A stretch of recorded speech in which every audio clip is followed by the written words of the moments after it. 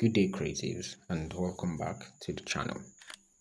On today's episode, we'll be breaking down the branding process behind the Nestform brand identity project. In the previous video, we already covered how the Nestform logo was designed. You can check the tag at the top right corner of your screen to watch that first, then you can come back here. Now, this video goes deeper into the thinking process and everything that happened behind the scenes before the final Nestform identity came together. To start with, let's take a closer look at what the Nestform brand is all about. Now, Nestform is an urban compact living solutions brand dedicated to creating modular products that help people build cleaner, calmer, and more functional living spaces. This brand combines architecture-inspired design with practical everyday usability, giving homeowners tools that make organizing their environment effortless. Now, a disclaimer: this is not a client's project.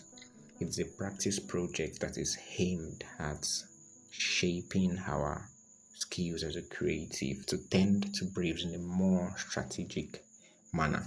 So, in summary, Nestform is a brand that creates furnitures that adapts.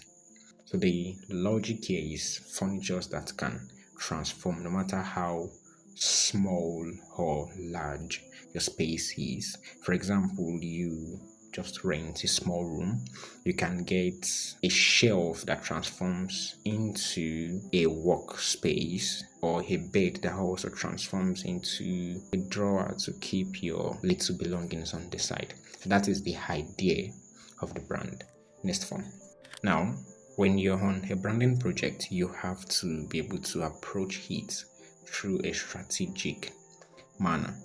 As creatives, as learners, you will find it difficult to have your own strategic approach to every project. But the interesting thing you can do is to gather sources and ideas from different experts in the design field, look at the way they tackle design projects, and then from there you can create your own method, your own approach to tackling design projects. Now, the very first thing is to always take a deep dive into the brand. Take a deep dive into the brand personalities, the brand values, principles the brand stands on, and also the brand name, for example. That is one very important part you also need to look at. Now, let's talk about the brand name, Nestform. Now, the name is not just a random name, it's a name that actually contributes to the idea of what the brand does. The name is a combination of two words, nest and form. Now, nest represents comfort, home. It's the idea of creating a personal space that feels secure and intentional, while form represents structure, design, and modularity. That's the idea that everything can change shape or be rearranged. So the combination of both words, Nestform, brings to life the brand. Now, I have learned from many great logo designers in the industry. Example are Alan Peters, Jack Watson, and Harvey Connick. But someone whose work inspires me a lot is Alan Peters and his approach to design projects. Now, if you've seen any of his videos, you notice that one of the things he does is he approaches every logo design project by creating a list of brand nouns that relates to the brand in order to turn these brand nouns into shapes, images, and forms that we can then combine to bring about the brand logo marks. Now, like I said at the start, like I said earlier, you have to be able to look at a lot of experts in this industry, look at their approach, and then from there you can create your own strategic approach. My own approach is to create an end goal. For instance, what exactly do we want this logo to communicate? Do we want it to communicate what the brand name means? Do we want it to communicate the brand personalities? Do we want it to communicate the brand values? Or do we want it to communicate in essence what the brand does? So my approach is to write this down, What exactly must this logo communicate? And that is what I call the logo design objective. That is the objective of the mark. So every sketch that I'm going to create has to submit to that objective. Now, the objective I draft out for this brand is to create a mark that represents the idea of form. Now, when we talk about furniture spaces that transform, the objective here is to create a logo mark that exactly portrays what Nestform does, creating furnitures that can transform based on your living area. Now, this is the point where I bring in the idea from Alan Peters into my design approach. After creating the logo design objective, the next thing is to start jotting down some ideas. And what I did next is to write down a list of brand nouns that can be transformed into shapes or images or forms on paper. And some of the nouns that I came up with are what you can see on the screen. Examples are home, nest, module, grid, unit, structure, block, framework, shell, corner, form, section, layer, panel, fold, space, furniture, chair, tables, and sofa. I think that's more than 15 brand nouns. Now the goal of this is to be able to bring all of these and turn it into abstract shapes of form, and then look for ways to combine one or two ideas together into the brand name. Now you can see a lot of sketches going on the screen, and these are the results of days that went into the sketching process. Now from these brand nouns, I decided to choose one that actually explains Nestform perfectly. Now the objective now is to create a mark that communicates the idea of furniture that transforms. I explore multiple options. I explore the modular options. I explore the grid options. I explore the base options. I explore the framework, structure, units. But the ones that stand out the most is the modular and grid structure. At this point, we begin to make multiple iterations as to how we can represent the form of modules, and at the same time bringing in the idea of furnitures into the logo mark. Now we explored circles and square. Why exactly? Because we have circular tables, we have square tables. So those can be regarded as furniture in form and abstract shape. So the goal is to capture that process. From the objective, the process of a furniture transforming from one form to the other. That is the goal of the logo. Now at the end of the day, we end up with a letter mark, that is an N letter mark using the initial of the brand name, but at the same time still carrying that process of the logo objective in it.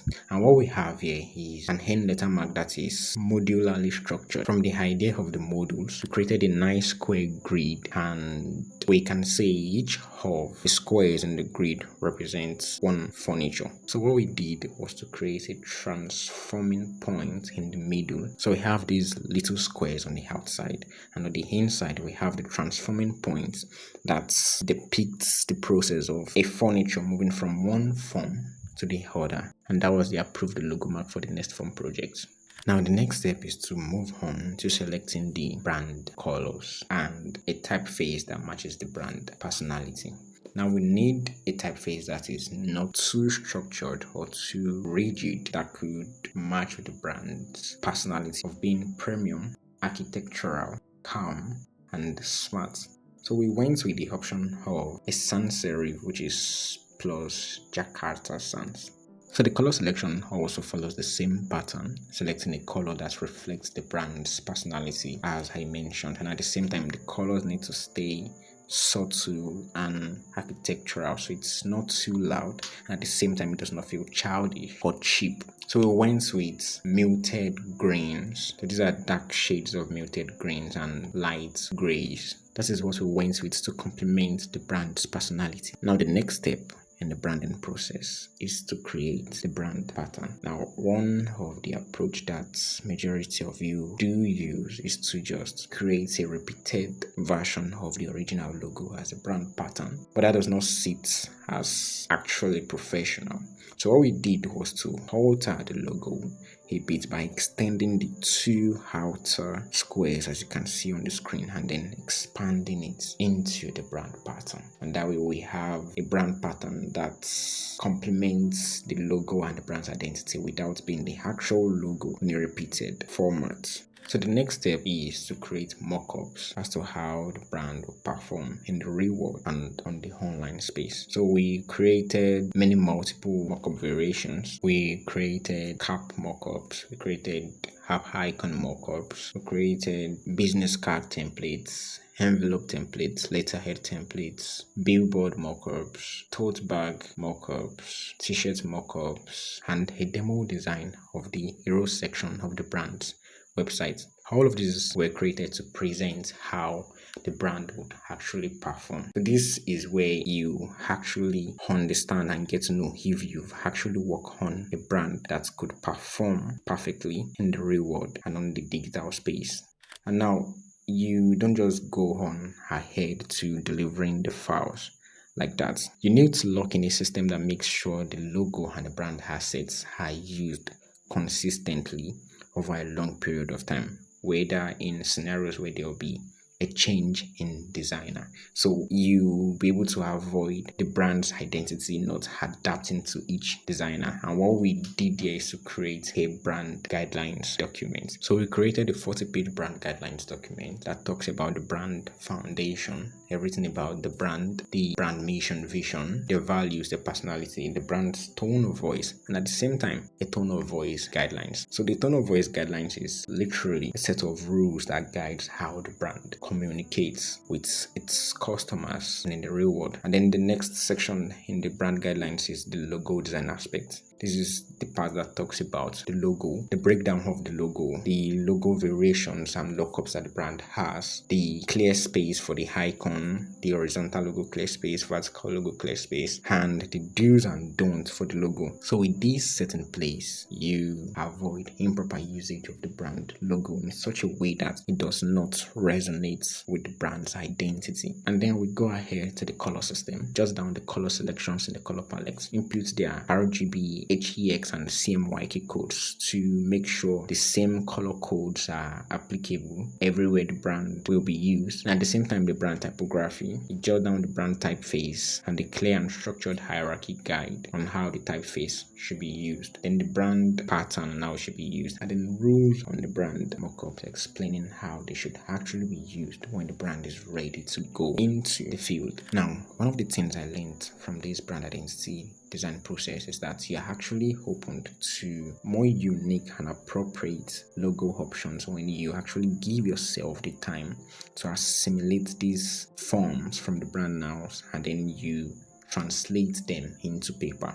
It's something I advise every designer to do, to learn how to sketch. You should not just jump from your client's brief into your design software. Take time to do the research, go through inspirations from other brands that are in the same niche, how they've perfected their identity, and then you learn from that.